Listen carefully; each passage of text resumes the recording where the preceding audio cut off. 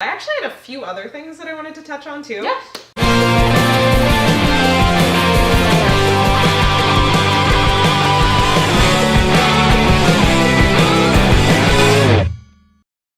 Also, kind of a side note, the friend zone, because I feel like the friend zone situation kind of goes hand in hand with the Manic Pixie Dream Girl. The good guy issue is a big one here.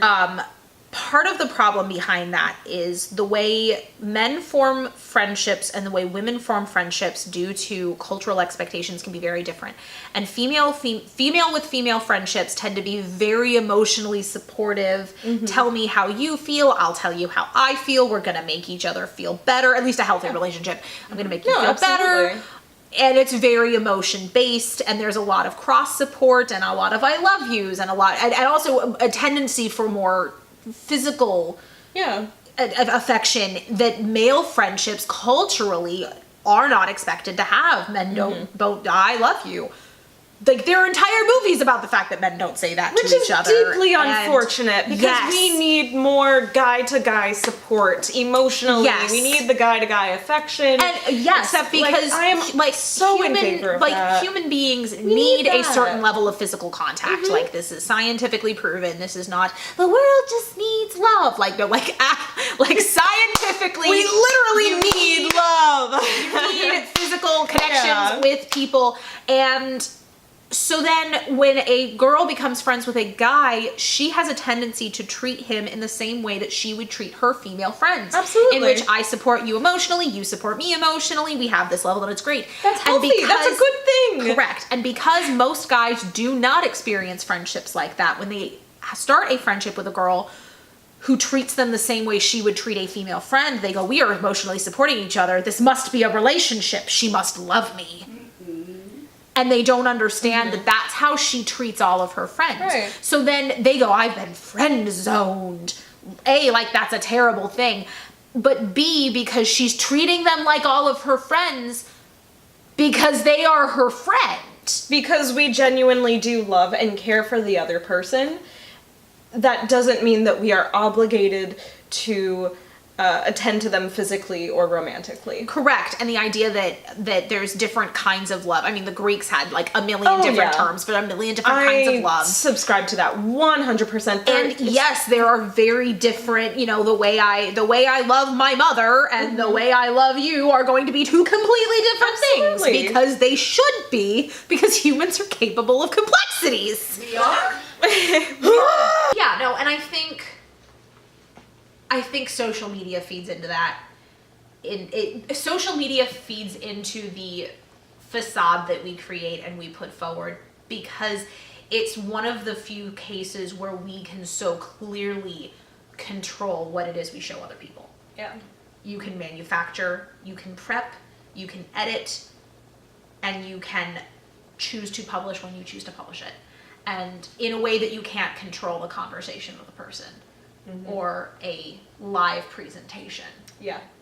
And I mean, that kind of thing has been going on for a long time in, you know, written word and in, you know, like the way you present yourself through letters versus the way you present yourself in person. Like, this is nothing new. Human beings don't change. Right.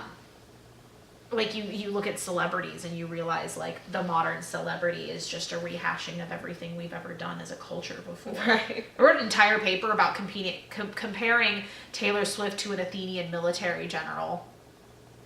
I like that. I like that. There was an Athenian military. Total side note. There was an Athenian military general who was really one of the first cases of like celebrity in the modern sense, in that he had been an Olympic athlete and then was a military general, and the public was fascinated with him and they all wanted to know what he was doing. And he bought a dog and he spent a stupid amount of money on the dog. And his friend was like, hey, everyone's talking about the amount of money you spent on this dog. Like, you spent a stupid amount of money on this dog. What the hell were you thinking? And he said, yeah, they're talking about what I chose for them to talk about. Mm-hmm. They're not talking about anything else about me right now. They're talking about the dog. Mm-hmm. And for a long time, people had a lot more direct control over that public image. Yeah. And then you got to a point in media where it was all through agents and publicists, and there was a bit of a remove. Mm-hmm. Social media is giving that power directly back to the celebrities. Right. So the comparison that I made was that Taylor Swift announced on Tumblr that her mom had cancer. Mm-hmm. She didn't go through an agent. She didn't go through a publicist in the way that even 5 years ago, that information would have been released. Yeah, I do. I hold a great deal of respect for a lot of the celebrities who've elected to do similar things. Taylor Swift being one of them. Yeah. She knows well how to manage her public identity. Oddly enough, Miley Cyrus, I think, is the epitome of that. As she was breaking away from Disney. It's all been calculated, and there have not been mistakes in that process. Yeah. And people can... Do you know who I'd argue is even better? Oh. Paris Hilton. Really? I don't know a lot about Paris Hilton. So do you know what Paris Hilton's hobby is? What is her hobby? Restoring antique radios. You're kidding. Like World War II era radios are her favorite. That's incredible. She is way smarter than people gave her credit for. So Reba with Genetic Opera was coming around. And she said, I want to be in this. And the creative team went, we're not stunt casting. No. She showed up to the auditions. She knew all of the music, because it had been a stage show first. She knew all of the music. She said, we can use my own wardrobe. I will supply everything. I will work for low fee. Yeah, I remember reading that. And the whole point of the movie, the whole point of the character is someone who's super manufactured, and it blows up in her face. Yeah.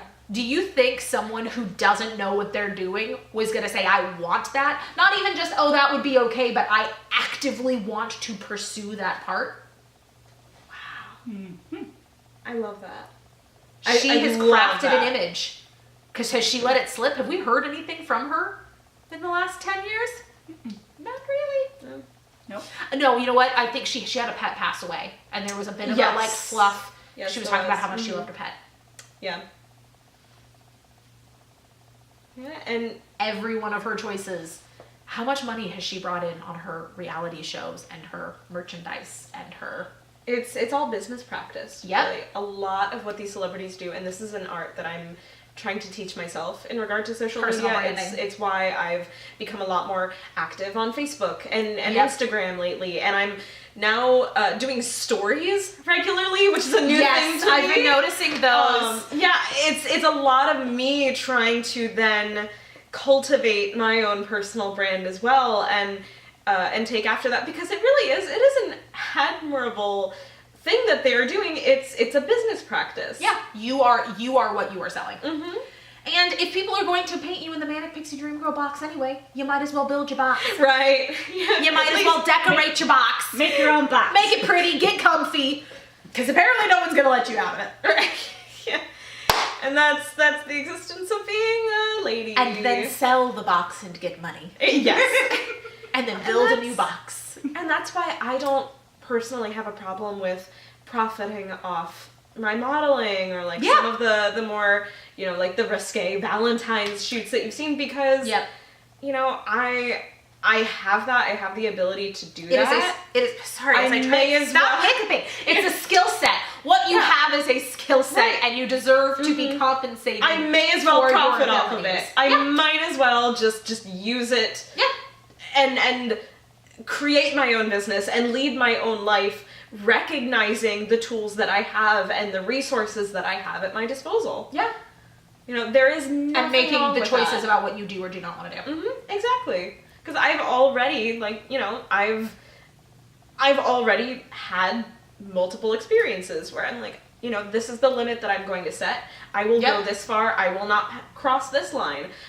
Or, hey, I'll do like such and such photo. Yep. But then leave me a little more room to contemplate profiting off of that and publicizing it. There's so much that goes into it. Again, it's a calculated person identity that you're creating. I admire that. I really do. The way that celebrities are able to, and Yeah. I don't know. I had a really not great relationship. I've had several. Our relationship is special. Right. I had a relationship with someone who confessed to consistently falling for, quote, gypsies.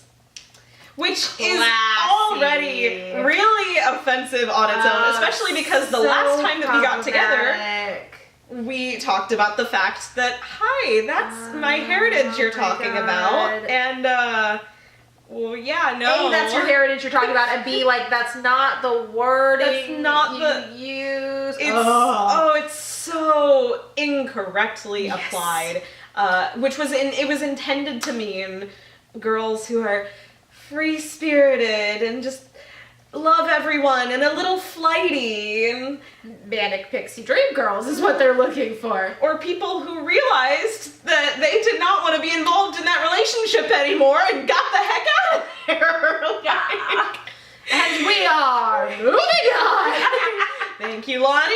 Yeah, so like, there's that. I think that falls square into the issue of, these are the people that are kind of buying into this whole Manic Pixie Dream Girl thing. Yep. Then there's also the inversions on the trope, too. One of which actually, because I think about one of my favorite examples of a recognition of the trope and the subsequent inversion is The Hunchback of Notre Dame. Yes. Involving an actual gypsy. Yes, shockingly, yes. Esmeralda is, in that movie, is a character that I just adore. I relate to her, and I recognize so much of my own experiences in what she deals with, particularly involving the three men that are romantically and sexually involved and interested in her. And each of them views her in a completely different light. Yes. And I love that, as sad as it is that our protagonist, who is in any other regard a wonderful character, but he also has his flaws as well. He has his own complexity. And he does not see her accurately. He doesn't see her accurately. He sees her as this visage of perfection and as an angel who has come down to save him from his Heaven's existence. Light is literally his song about her. You don't get much more literal than that. Right, contrasted with Frollo, who is literally demonizing her. Actively, consciously choosing to see her like she is the spawn of the devil. And, the issue of not taking accountability for his own feelings It's not my addressed fault, I'm not to lyrically blame. in his song, and you see the contrast between both of those, and neither has an accurate image of her. Yep. Because they have those expectations, they have the box that they set out. And Phoebus comes in, and they banter, and they are able to discuss things on the same level. He eventually recognizes her as an equal, physically, when she catches him in the cathedral, as an intellectual, as a leader, as an activist. And that is how they bond, and in turn, she cares for him and defends him as well, even when he is practically on his deathbed. And that is how they form their bond, as recognizing each other on an equal plane, as individuals, and just letting that happen, letting that relationship happen, instead of placing an expectation on the other. Also, just how important it is that Quasimodo doesn't get carried away in the moments like the song where the gargoyles are singing A Guy Like You. In any other movie, you would have said, of course he deserves the girl. And some people do think that he should have gotten Esmeralda. That's not how that works, but anyway. No. Especially not with her. She's feisty and I love her for it. Eventually, he is being told pretty directly by the gargoyles the same thing that most guys are told by society, which is, you deserve a girl, someone will love you, and that's so hard because that has elements, and the reason that it's successful is it has elements of truth in it. Everyone is deserving of love. Absolutely. It doesn't mean it's going to walk in the front door, take you by the hand, fix your problems, and be easy for the rest of your life. Life is not a spectator sport. And if you think it's not going to work, it's not going to work. If at the end of a long relationship you say, I always knew I'd end up alone, you didn't put in the right level of effort because you assumed it was going to end. But going back to Yeah. Quasimodo's, like, yeah, like you say, he doesn't think of it that way. Like, they immediately say, hey, you found the girl, way to go, lover boy. And he's like, what? No. Yeah. And he very much is like, no, she doesn't see me that way. And he's right. She doesn't look at him as a romantic interest. Yeah. And she doesn't have to. Yeah. I feel like perspective is another thing that really influences that. Yeah. The external opinions and the external voices, because you can describe a situation to someone up and down, but number one, it has to be filtered through your connotations and your interpretations of the situation. Yeah. And number two, it then has to be translated from you to the other person, who is then doing the same thing, interpreting the external stimuli through their own connotations, their own feelings, their own expectations, and then spitting it back out to you to then be interpreted by your brain. And then you're in a cycle. And you're And playing telephone, and so someone has much- come up with a bad word. So, this is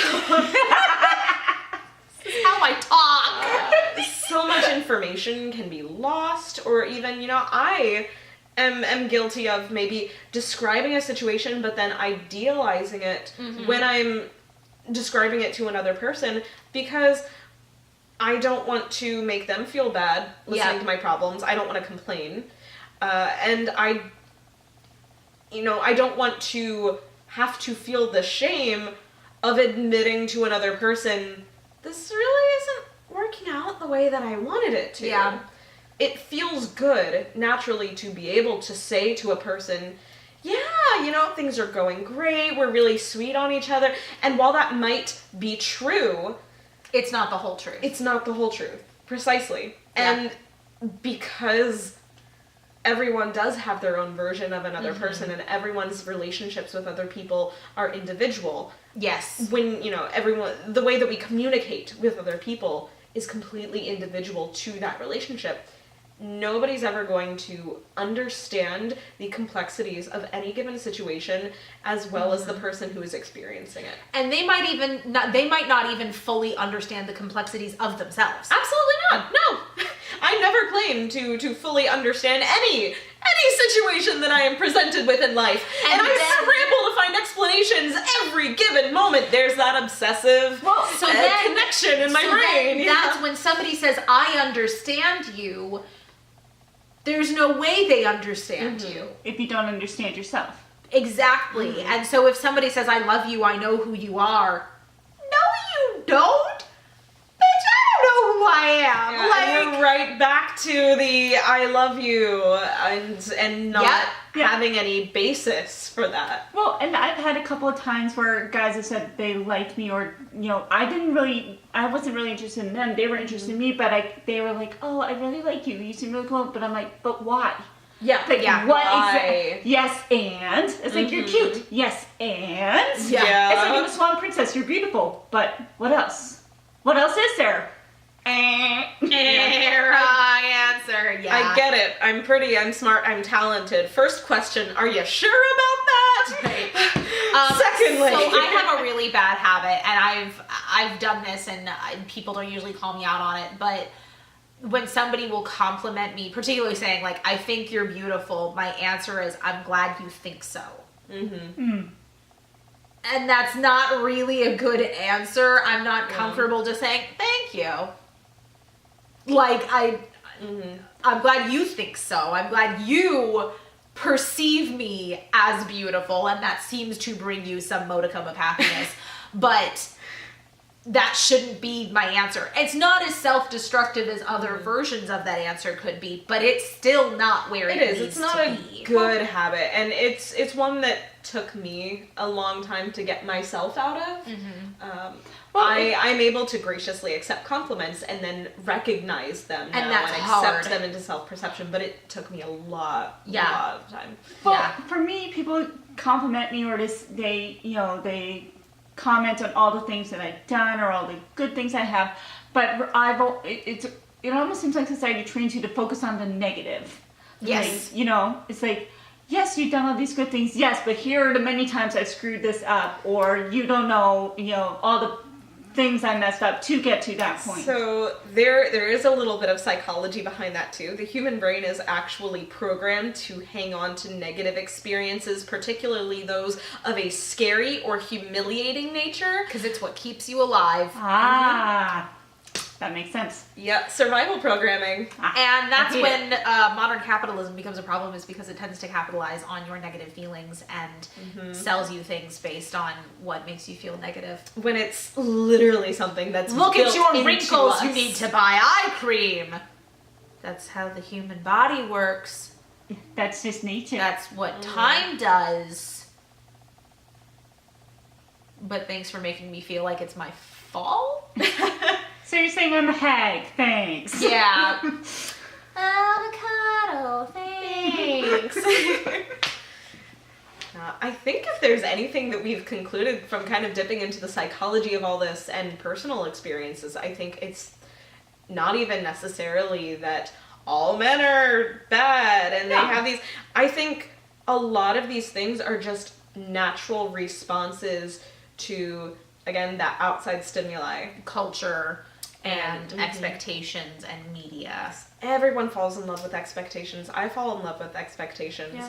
I will obsess over an idea or a fantasy I have, be it involving a goal of mine or another person, and then that's just what you gravitate towards. Yes. But then you I have have to look up this quote. I have a quote that's so perfect. So you know how you have people have a favorite author. Yeah. And sometimes you will read a quote and go, I understand you. I think I feel that way about Marilyn Monroe. That's obviously not an author, but anytime that I read the quotes that are correctly attributed to her. Okay, so I can't find the exact quote I want. Lewis Carroll was the author of Alice in Wonderland. Charles Dodgson was the person behind Lewis Carroll, and I think is a far more fascinating person. But again, different story, totally different video.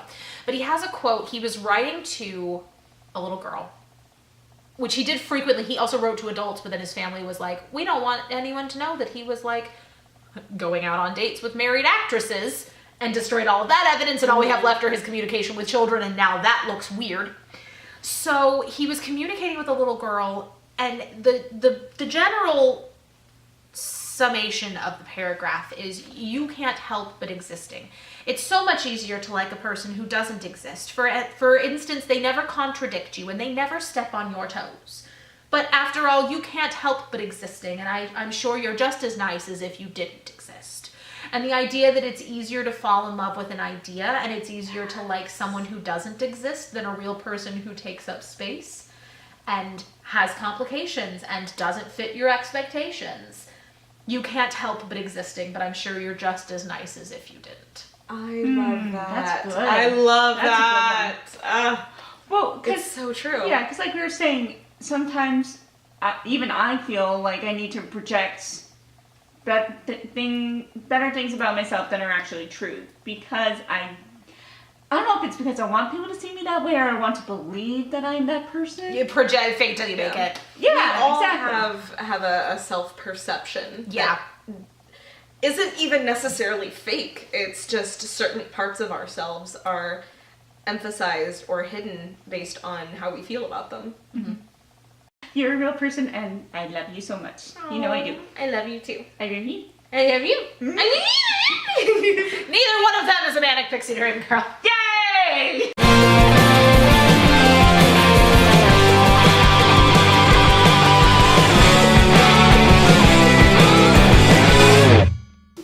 I like that you're trying to make yourself look really tall, and by doing so, you have just cut yourself out of the frame. Do you want me to adjust the camera? I can sit like a normal person. I just like being tall.